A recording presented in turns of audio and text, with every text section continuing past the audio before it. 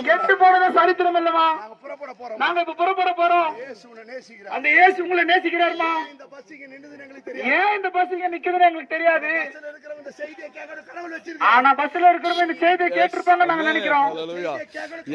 கடவுள் வச்சிருக்கிற செய்தியை கேட்கணும்ட்டு. பிரயாணம் பண்றவங்க கடவுள் கடவுள் கண்டிப்பா ஆசீர்வதிப்பாரு. பிரயாணத்தை தொடங்கலாம். நீங்க எதிர்பார்ப்போட பிரயாணத்தை தொடங்கலாம். காரியம் நடக்குமா? ஆனா போற காரியம் நடக்குமா? கஷ்டமா இருக்குது. கஷ்டமா இருக்கு. என் பாரம் நீங்குமா? சொல்றேன். உங்களுக்கு சொல்றேன். இயேசு இன்னைக்கு இந்த கிராமத்துக்கு வந்த இயேசு இந்த கிராமத்துல இருக்கிறார். இந்த கிராமத்திலும் இருக்கிறார். அவர் இன்றைக்கும் உயிரோடு இருக்கிறார். உனக்கு உதவி செய்ய அவருக்கு உதவி செய்ய இருக்கிறார்.